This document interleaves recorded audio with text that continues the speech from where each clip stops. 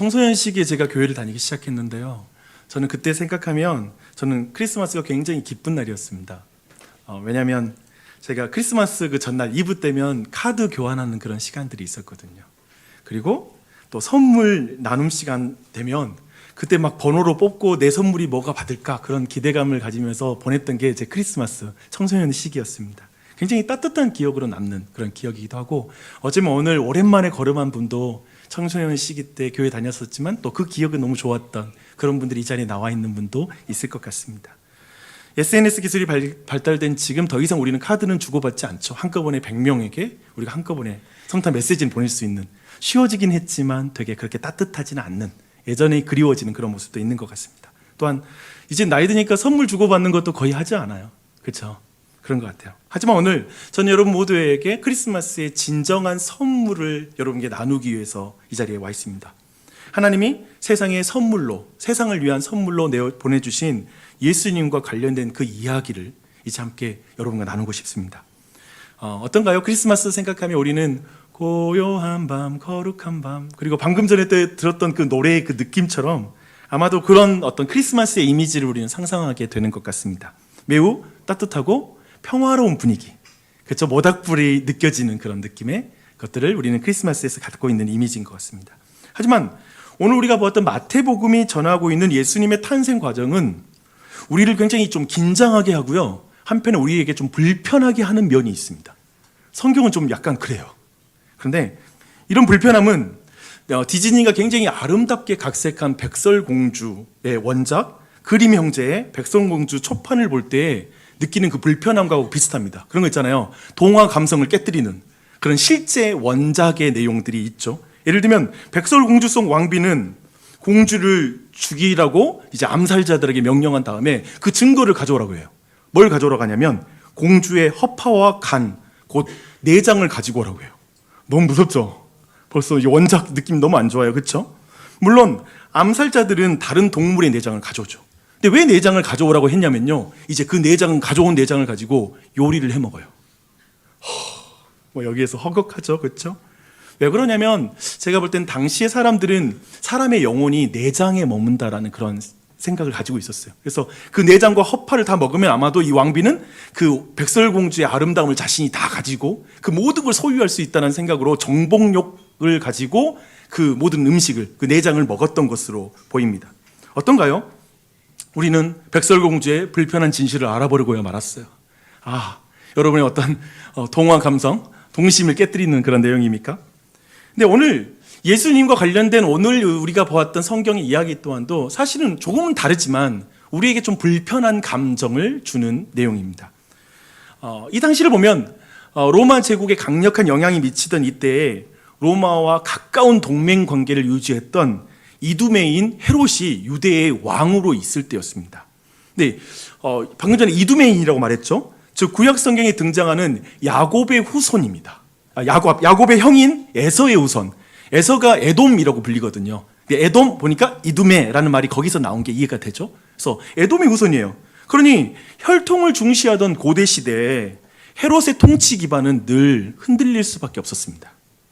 그렇잖아요. 너가 이두메인이 왜 우리의 왕이야? 이런 생각을 했던 것이죠.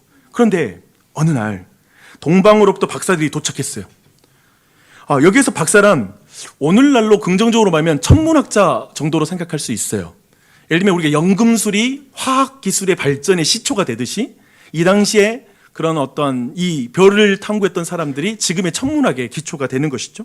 하지만 그들을 정확하게 말하면 천체 현상을 관측해서 인간의 운명과 장래를 예측하는 점성술사라고 이렇게 그들의 어떤 정체성을 규정하는 게 더 좋을 것 같습니다. 근데 그들은 어느 날 자신의 나라에서 굉장히 특별한 별을 보게 돼요. 그리고 그들은 그 별이 유대인의 왕의 탄생과 관련된 별이라는 것을 알아차리게 되죠. 근데 생각해봐요. 근데 여기서 좀 우리 안에 좀 질문이 생깁니다. 어떤 거냐면 그 특별한 별이 자신들이 속한 나라의 왕일 수도 있고, 또 한편에 그 당시에 가장 강력했던 로마 제국의 왕의 탄생을 가리키는 별일 수도 있잖아요. 그런데 왜 어떻게 그게 유대인의 왕의 탄생을 가리킨다라고 이렇게 확신했을까라는 그런 생각의 질문이 하나 떠오르고요. 또 한편에 그 당시에 사실상 로마 제국의 그런 지배 아래 있는 측면에서 그 강력한 왕이라면 석 달, 네 달 정도 떨어진 멀리 동방에서부터 희생을 치르면서 값을 지불하면서 찾는 것이 이해가 되지만 사실상 이 당시에 유대인은 로마의 압제 아래 자신의 나라가 있는 나라가 아니었거든요. 그러면서 왜 유대인의 왕을 이렇게까지 찾아오지? 라는 이런 질문을 충분히 해볼 수가 있습니다. 근데 이 모든 것을 이해할 수 있는 역사적인 인물들이 있습니다. 특별히 로마 제국의 두 왕과 얽힌 이야기가 여러분에게 이 모든 상황을 이해시키는 데 도움이 될 것 같습니다. 여러분이 보는 편에서 오른편에 있는 인물이 누구일 것 같아요? 그가 율리우스 카이사르입니다. 그래서 우리가 잘 알고 있는 첫 번째 로마의 황제이죠. 근데 기원전 44년에 율리우스 카이사르가 그의 어떤 그 원로원에서 암살당하게 되죠. 그래서 그의 시신은 로마의 장례 방식에 따라서 장작더미 위에 올려지고 태워지는 방식으로 장례가 진행이 됩니다. 근데 그때 역사상 가장 큰 우연의 사건이 일어나고 말아요. 어떤 것이냐면요, 하늘에 초신성이 나타납니다. 그러니까 별이 이제 빛나는 별이 나타난 것이죠. 근데 그 몇 년 동안 점성가들의 사업이 날로 번창했다고 합니다. 충분히 예상이 되죠. 뭐냐면 위대한 왕이 태어나거나 죽을 때 하늘의 별을 통해서 이렇게 알려준다라는 것을 말하면서 이제 사람들에게 그렇게 점치는 점성술사들의 그 산업이 굉장히 융성하게 된 것이죠. 광범위하게 또한 이런 믿음이 사람들 사이에 퍼지기 시작했습니다. 근데 또 다른 다시 한번 그 PT를 보여주시면 이제 다른 인물을 말씀드릴게요. 그거 말고요, 전에 있는 거 율리우스 시저와 같이 있는 거. 네, 옆에 있는 보면 우리 아저씨같이 보이는 인물이 또 있잖아요. 이 사람은 제9대 로마의 황제 베스판시아누스입니다. 근데 AD 60년경에 이가 로마의 장군 시절에 유대에서 일어났던 반란을 잠재웠던 그런 일이 있었습니다. 그리고 그가 돌아가서 사실 그 군사력을 가지고 끌고 돌아가서 로마의 황제가 되기 위해서 무력 시위를 해요. 무력 캠페인을 펼치게 되는데 그때 그가 뭘 내세웠냐면 그 자신이 유대인들에게 퍼져 있는 그 유대인들이 말하는 그 왕이다. 즉 유대를 평정하고 왔잖아요. 그러니까 그 예언된 그 왕이다라고 이렇게 말하면서 자신의 통치를 정당성을 부여하면서 이젠 그 무력 시위를 한 것이죠. 흥미롭죠? 즉 유대인들이 퍼져 있는 그 디아스포라 유대인들에 의해서 지금 그 당시 세계의 사람들은 유대인들이 기다리는 그 특별한 왕에 대한 이야기를 많이 알고 있었던 거예요. 당연하죠. 왜 유대인들은 저렇게 로마한테 저게 버럭버럭 대들고 있어? 그러면 말하는 거죠. 자기들한테 특별한 왕이 온다고 했대. 이렇게 말하면서 그 전설이 사람들 안에 퍼지고 있는 것이죠. 이렇게 보면 동방 박사들이 별을 보면서 유대인의 왕의 탄생을 알게 되고 또 한편에 최소 몇 개월에 거쳐서 지금 이 먼 곳까지 많은 돈을 들여서 여기까지 온 그 수고를 아끼지 않았던 그 모든 이유가 설명이 돼요. 이해가 돼요. 왜냐하면 그 특별한 왕이라는 것이 인식이 되니까 온 것이죠. 이렇게 보니 여러분 어떠세요? 동방 박사들이 굉장히 매우 실력 있어 보이지 않으세요? 멋있어 보여. 지금 있으면 우리라도 점을 치고 싶어. 네, 분위기 안 좋네요. 네. 근데 요즘 젊은 친구들이 되게 점을 많이 친다고 하더라고요. 재밌죠. 신년 앞두고 의외로 우리 오늘날 뭐 과학적이고 이성적인 젊은이들이 점을 안 칠 것 같은데 뭐 점 되게 많이 보고 있대요. 그런데 사실 이제 이 동방 박사들에 의해서 나중에 비참한 나비 효과를 일으키는 이들의 헛발질이 이제 예루살렘 성에서 시작됩니다. 그들은 예루살렘에 도착하자마자 외치기 시작해요. 유대인의 왕으로 나신 이가 어디 있습니까? 아니 우리는 지금 먼 그 동방에서부터 그의 별을 보고 그를 경배하기 위해서 여기 왔습니다 라고 이렇게 말하는 거예요. 그들은 유대인의 왕의 탄생을 가리키는 별을 보고 당연히 유대인은 어디에서 태어난다고 생각하고 있죠? 예루살렘에서. 유대인의 왕은 어디서 태어난다? 예루살렘에서 태어난다 라는 당연한 생각을 가지고 지금 온 것이죠. 지금 그 소식이 들리자 지금 살아있는 권력 헤롯 왕과 그의 눈치를 봐야 되는 온 예루살렘이 소동했다고 성경은 말하고 있습니다. 그렇지 않겠어요? 이거 지금 뭐 어때요? 지금 이 소식 자체가 가져온 건 뭐냐면 최소한 예루살렘의 보물이라는 영화를 찍어야 되는 그런 상황이 되잖아요. 그렇죠? 이 소식 자체가 쿠데타와 관련된 것이니까 역모와 관련된 내용이니까 이건 너무나 엄청난 소식인 거죠. 근데 이 소식에 가장 당황했었을 헤롯 왕은 정말 냉철하게 성경을 보니까요. 냉철하게 모든 조치를 취합니다. 먼저 대제사장들과 율법 교사들을 불러서 그리스도 곧 메시아가 어디서 태어나겠느냐 유대인의 왕이 어디에서 태어나겠느냐라고 이렇게 묻고, 또 그 사람들은 성경에서 기록된 대로 베들레헴에서 이제 메시아가 태어난다라는 말을 보고하게 됩니다. 베들레헴은 예루살렘 남쪽으로 약 7km 떨어졌어요. 되게 가깝죠. 멀지 않아요. 근데 이제 관건은 누가 먼저 이 아이를 발견할 것이냐의 문제죠. 생각해 보세요. 이 소식을 들었을 때 지키고 싶은 사람들이 있었을 거예요. 그 아이를 지켜야 돼라고 하는 경건한 사람들이 있었을 것 같고요. 또 한편에 이 아이를 죽이려던 사람들도 있죠. 이제 그들의 발빠른 움직임이 시작돼야 돼요.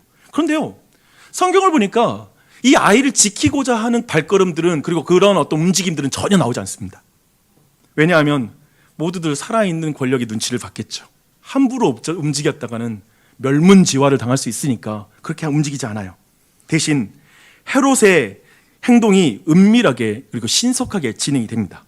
그러니까 헤롯이 얼마나 신중하고 그리고 지혜로운 사람이냐면, 생각해 보세요. 이두메인으로서 유대의 왕 정도가 될 정도면 얼마나 정치력이 있었을지. 신중한 사람인지 여러분 충분히 이 헤롯을 무시할 게 아니에요. 대단한 사람이에요.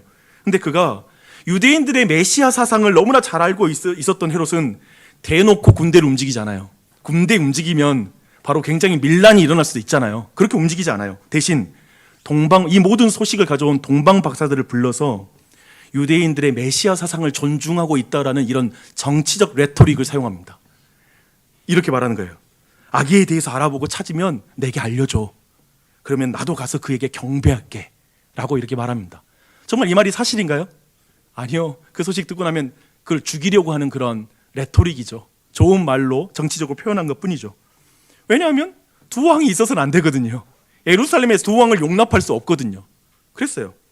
근데 이제 여기에서 약간은 우리가 그 동방 박사의 입장에서 한번 이 모든 상황에 여기까지 왔을 때, 지금 헤롯 왕의 이런 제안을 받았을 때 동방 박사의 입장을 한번 잠깐 우리가 생각해 볼 필요가 있을 것 같습니다. 그들은 헤롯의 말을 곧이곧대로 다 이렇게 들었을까요? 우리가 찾으면 알려드려야 되겠다. 알려드리면 경배하겠대. 뭐 이렇게 순순히 왕위를 물려주겠대. 뭐 그렇게 생각했을까요? 아닐 거예요. 그들은 유대인의 왕이 어디서 났냐라는 이 말에 발칵 뒤집어지는 헤롯 정부와 그리고 민심을 보면서 충분히 눈치를 챌 만큼 명민한 사람들이죠. 왜냐하면 하늘의 흐름을 보면서 민감하게 반응할 수 있는 수준, 그리고 그것으로 사람들의 운명을 말해줄 때 얼마나 사람들의 눈치도 잘 보는 사람이었겠어요. 이 모든 것 가운데 모든 상황을 알아차렸을 거예요. 도리어 그들 자신이 가져온 소식 때문에 괜히 예루살렘에 들려서 그 말을 한 나머지 지금 진짜 유대인의 왕이 위험하게 됐다라는 생각이 그 마음의 부담으로 다가왔겠죠. 마음이 힘들었겠죠. 그리고 아마도 근심에 가득 찼을 것입니다. 분명 성에 들어갈 때 왕이 어디 계십니까? 라고 말할 때에는 너무나 기쁨이 가득 찼지만, 지금 그 예루살렘 성을 나설 때에는 근심이 가득 차서 그 성을 나섰을 것을 충분히 우리는 상상할 수가 있습니다. 헤롯 왕의 말, 내가 보고 있어. 만나면 알려줘. 내가 본다. 뭐 이런 느낌으로 받아들일 수 있는 말 아닌가라는 생각이 듭니다. 그들은 자신들의 헛발질로 인해서 모든 것을 그르친 것 같았을 거예요. 그리고 예루살렘 성에 간 게 헛걸음이었다라는 생각을 하며, 아마도 예루살렘 성을 나서는 그들의 발은 굉장히 축 처진 발걸음으로 베들레헴으로 향했을 것을 좀 상상해 봅니다. 그런데 동방에서 봤던 그 별, 처음 떠오르면서 유대인의 왕이 태어난다는 걸 가리켰던 그 별이 그들 앞에 인도하고 있는 거예요. 그리고 이제 아이가 있는 곳에 머물러 선 것을 그들이 보게 됩니다. 그리고 마태는 그 상황을 이렇게 말해요. 별을 보고 매우 크게 기뻐하고 기뻐하였다. 크게 기뻐하고 기뻐하였다. 이런 모든 반복은 뭐예요? 너무 기쁜 거죠. 방금 전에 너무나 근심이 가득 찼을 그 동방 박사들이 이제 너무 기쁨으로 가득 찬 상황이 되었습니다. 근데 저는 이 장면에서 여기서 좀 질문이 생겼어요. 어떤 질문이냐면, 그들을 인도했던 별이 사라진 적이 있었을까라는 질문입니다. 그들을 인도했던 그 별이 사라진 적이 있었을까? 혹시 그들이 가진 선입견이 그 별을 볼 필요가 없게 만들지는 않았을까라는 것이죠.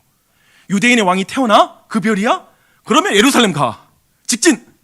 다른 거 더 이상 별을 확인할 필요가 없을 정도로 그들의 선입견이 그 별을 보지 못하는 것이죠. 즉, 여러분 왕은 어디서 태어나죠? 서울에서 태어난다. 예루살렘에서 태어나는 거지라는 것이죠. 좋은 곳, 따뜻한 곳, 깨끗한 곳, 모든 힘과 권력들이 모여서 그 아이의 탄생을 축하하는 곳, 지적으로 육적으로 가장 탁월한 사람들이 모이는 곳, 가장 좋은 교육기관이 모이는 곳, 서울대학교, 그 대학교가 있는 곳. 유대인의 왕은 예루살렘에서 태어나는 것이 당연하죠. 그렇죠? 그것이 상식이기에 동방 박사는 더 이상 별을 볼 필요가 없었을 것이라는 생각이 듭니다. 그러나 그들은 이제 예루살렘을 벗어나자 다시 그 별을 보기 시작합니다. 별이 머문 그곳, 유대인 왕이 태어난 그곳은 그런 의미에서 예루살렘과는 너무나 다 대조되는 곳이죠. 베들레헴의 한 여관의 가축들을 위한 장소, 일반적으로 마국간이라고 부르기도 하는데, 농경사회라서 저는 마국간일까라는 생각은 질문이 있어요.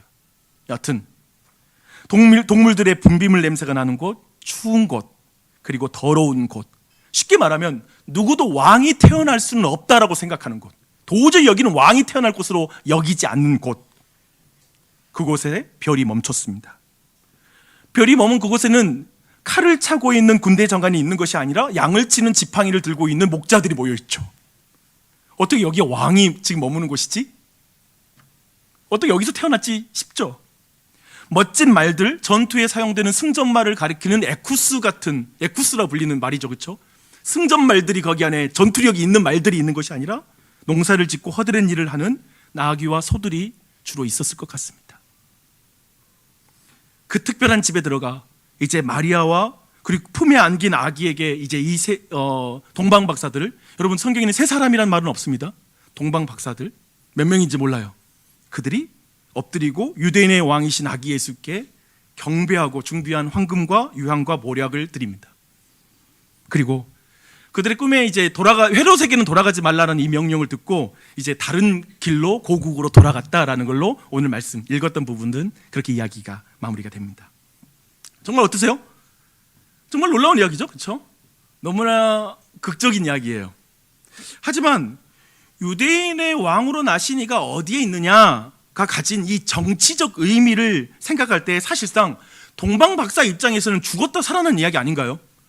그러니까 사실은 헤롯이 그 말 듣자마자 너가 영모를 모의해 이런 잘못된 소문을 퍼뜨리는 그 의논을 싹을 잘라버리겠어 하고 죽였다면 뭐 할 말 없죠. 그렇게 진행돼도 이 이야기는 그렇게 끝나도 되죠. 그런 의미에서는 되게 이게 긴장감이 있고 스릴 있는 이야기이기도 합니다.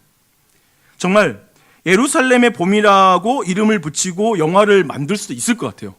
제가 한번 연출을 맡긴다면 한번 이 부분을 한번 잘 각색해보고 싶은 마음이 있어요. 하지만 오늘 메시지를 시작하면서 언급한 불편한 진실이라는 측면에서 아직까지 여러분은 오늘 이 말씀을 들으면서 불편한 느낌을 그렇게 받을 수 있는 부분이 많지 않았을 것 같아요.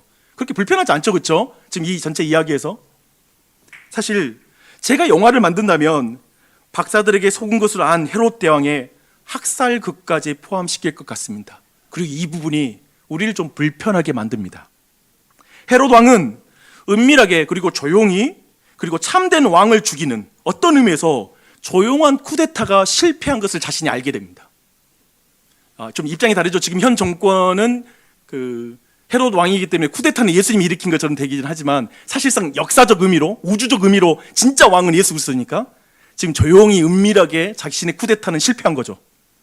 그런데 그는 그걸 알고 나서 바로 계엄령 선포하고 공수부대를 베들레헴으로 보냅니다. 그리고 베들레헴만이 아니라 그 근방까지 포함하듯 나이도 넉넉하게 2살 아래의 아이들까지 다 학살합니다.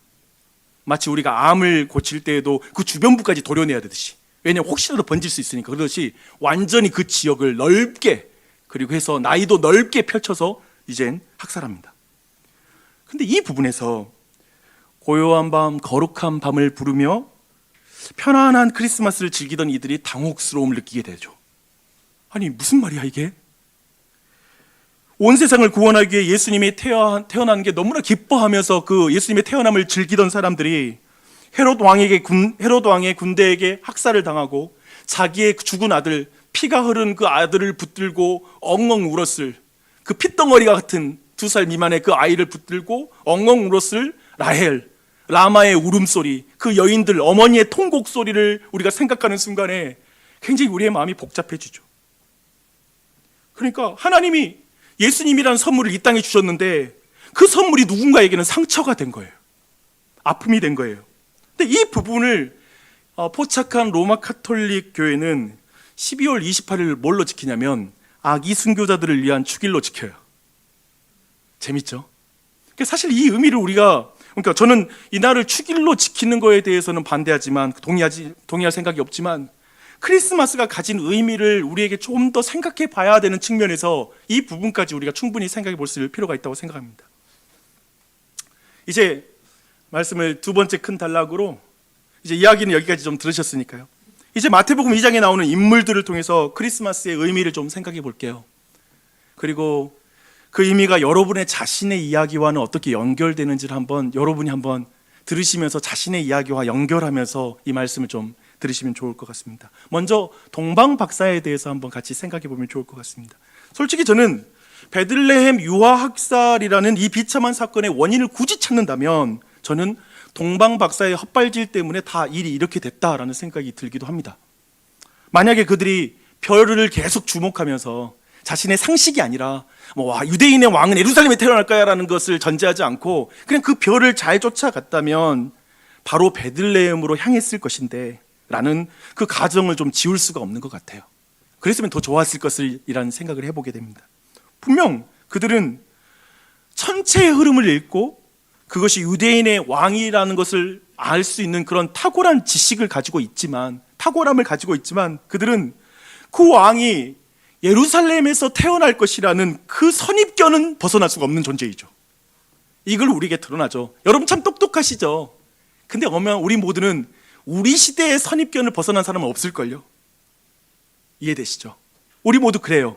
내가 대단히 탁월한 것 같지만, 내가 뭔가에 뛰어나고 전문가이고 박사이기도 하지만 내가 전체적인 맥락에서 큰 틀의 선입견을 벗어나지 못하는 존재라는 걸 아실 것입니다. 그런 의미에서 우리 모두에게 좀 질문하고 싶어요. 우리를 진정한 행복과 자유로 인도해 줄 그 진정한 왕은 어디에 있을까요? 여러분의 왕은 어디에 있나요? 이 질문이죠. 여기에서 왕이란 어떤 인격적인 사람 아니면 대통령을 가정할 필요는 없습니다. 그죠? 우리 자신을 인정해주고 안전하게 해주며 또 한편 우리를 편하게 보호하고 인도해줄 그 무엇, 그것이겠죠. 문화와 종교, 정치, 사회의 힘과 지혜가 응집되어 있는 그 예루살렘에서 우리는 왕을 찾고 있지 않습니까? 사람이 서울 가야죠. 아무튼 갈 수 있으면 가야지. 오늘날의 많은 사람들은 돈이라는 왕을 생각할 수 있을 것 같습니다. 명예도 생각할 수 있고 권력도 생각할 수 있을 것 같습니다. 그리고 그것을 위해서 우리는 우리의 자신들을 의대에 보내는 것을 꿈꿀 수 있죠. 왜냐하면 그것이 바로 왕이야. 그 왕을 네가 추구해야 돼. 그 왕을 만나야 돼. 그 라인에 서야 돼 라고 말할 수 있겠죠. 여러분은 예루살렘에서 왕을 찾고 있는 동방 박사가 아닌가요? 사실 우리 모두 그렇죠. 그렇지 않은가요? 오늘 이렇게 크리스마스를 맞아 교회당에 왔지만 교회당에 와서도 예루살렘에서 왕을 찾고 있을 수 있죠. 저는 여러분이 그 예루살렘에서 왕을 찾는 그 삶에 대해서 질문을 다시 시작했으면 좋겠습니다. 이게 정말 인생인가? 나는 내 선입견에 갇혀 있는 존재가 아닌가? 라는 질문을 진지하게 던지는 것이죠. 그리고 다시 별을 따라가 베들레헴으로 나아가 진리를 찾는 그 여정에 대해서 진지하게 고민하고 나아갔으면 좋겠습니다. 이건 굉장히 중요한 주제입니다. 어느 정도 인생 많이 실패해 보셨잖아요. 대단하게 이 세상의 왕이 대단하지 않다는 걸 느끼시잖아요. 저는 예수 그리스도라는 왕을 여러분이 만나는 것을 초대하고 싶습니다. 왜냐하면 베들레헴에 아기 예수님이 계시기 때문에. 두 번째 보고 싶은 것은 헤롯 왕입니다. 헤롯 왕은 왜 성경이 가리킨 그 진정한 왕이신 예수님을 그렇게 죽이고 싶을까요? 생각해 보세요. 왜 그렇게 죽이고 싶을까? 너무 쉬운 질문인데 이렇게 질문하니까 질문의 의도를 파악한 나머지 지금 답을 못하는 상황이죠. 예수님을 왕으로 모시면 자신은 왕에서 내려가야 되기 때문에 그렇습니다. 그것 때문에 불편한 소식이죠. 예수님은 분명히 하나님이 모든 사람을 위해서 주신 선물인데 우리는 선물 받는다 생각하면 늘 좋잖아요. 근데 이 예수라는 선물은 지금 헤롯에게서는 받고 싶지 않은 당혹스러운 선물이다라고 우리는 충분히 생각할 수 있습니다. 왜냐하면 예수 그리스도를 왕으로 모시고 자기가 왕에서 내려가는 건 안전하게 보이지 않는 거예요. 그가 가지고 있는 기존의 정체성을 내려놔야 되기 때문에 그렇습니다. 기득권을 내려놔야 되니까, 누리고 있는 걸 내려놔야 되니까, 자신이 옳은 위치에서 내려야 되니까, 내가 어떻게 이두메인으로서 유대인의 왕이 됐는데 왜 내가 내려가야 돼? 왜? 라는 마음이 드는 것이죠.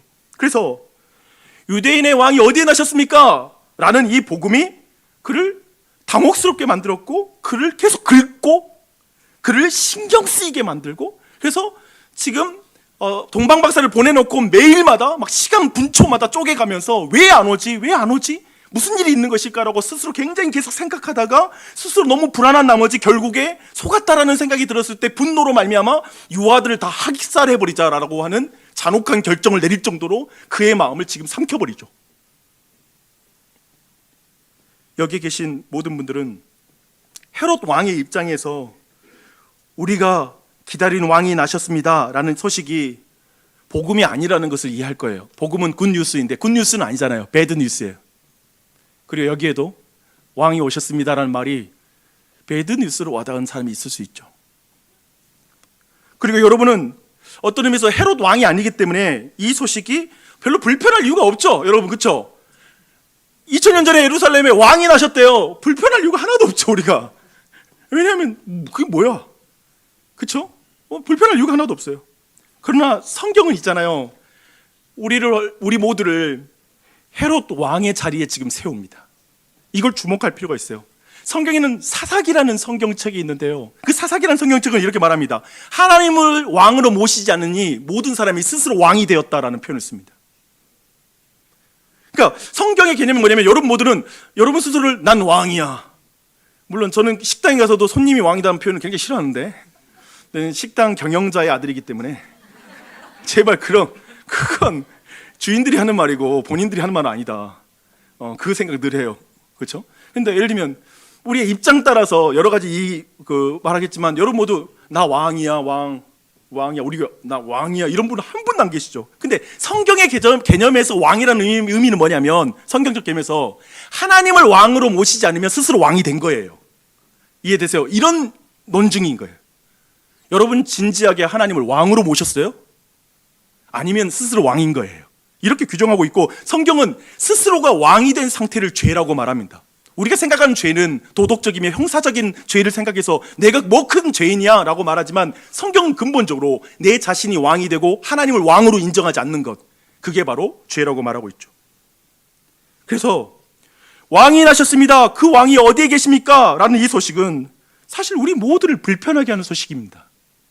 왜냐하면 우리가 가지고 있던 모든 삶과 삶을 흔들어 버리기 때문에 그렇습니다. 여러분의 인생관이기도 하고 가치관이기도 하고요, 모든 행복감과 자유관이기도 합니다. 그 암. 그래서 하나님에 대한 이해, 세계에 대한 이해, 나 자신에 대한 이해를 흔들고 균열을 내고 상처를 입히는 소식이 이 소식이에요. 왕이 오셨습니다. 메시아가 오셨습니다. 라는 소식은 이 모든 것에 균열을 일으켜요. 우리 모두 이 자리에 크리스마스를 내 삶의 액세서리로 생각하는 분, 또 예수를 내 삶을 더 윤택하게 하는 정도의 수준으로 생각한다면 사실 불편할 게 전혀 없는 것이 크리스마스입니다. 하지만 돈도 힘도 명예도 내 삶을 행복으로 이끄는 왕이 아닙니다. 예수님이 내가 기다린 진정한 왕입니다. 그 왕이 나셨습니다. 이제 나는 내 왕자에서 내려가겠습니다. 라는 것이 바로 기독교가 말하는, 그리고 성경이 말하는 것이라고 생각한다면 이 소식은 우리에게 불편함을 줍니다. 그래서 헤롯처럼 아기 예수를 죽이고 싶을 정도는 아니지만 하나님이라는 개념은 되게 싫어하고 불편합니다. 예수를 절대적으로 강조하는 듯한 교회의 외침들은 되게 이기적이고 독선적으로 보입니다. 그걸 지울 수가 없습니다. 예수 천국, 예수님을 통해서만 구원을 얻습니다라는 이런 표현은 너무 불쾌하기 짝이 없습니다. 그래서 아마도 이런 깊은 마음에서 우리 안에 생긴 감정일 것입니다. 왜 기독교는 오직 예수를 말하는가? 오직이라는 말을 쓰는 건 되게 불쾌해요. 여러 길 중에 하나일 뿐이지 라는 생각이 듭니다. 왠지 그렇기 때문에 스스로 왕이 되어 살아가는 삶의 방해꾼처럼 예수님을 느낄 수 있습니다. 왕이 태어났다는 소식은 별로 안 좋습니다. 예수님이 마치 쿠데타를 일으키는 반란군처럼 여러분의 삶에 치고 들어올 것 같은 위협감을 느낄 수도 있습니다. 그러나 성경의 설명은 좀 다릅니다. 이런 식이에요. 원래 사람의 주인은 그 사람을 만드신 하나님이었습니다. 만든 자가 주인이죠. 만든 자가 왕이죠. 그런데 사탄의 말을 듣고 사람들이 반란을 일으켰습니다. 반란군은 사람이었습니다. 반란군이 왕 노릇하는 세상에, 그러나 하나님께서, 왕이신 하나님께서 사람의 몸을 입고 직접 이 땅에 내려오셨습니다. 그 왕은 어디에 오셨나요? 예루살렘이 아니라 베들레헴에 오셨습니다. 그 왕은 누구를 부르셨나요? 동방박사를 불렀습니다. 성경에서 에덴의 동쪽은 타락한 인간이 추방되는 장소였습니다.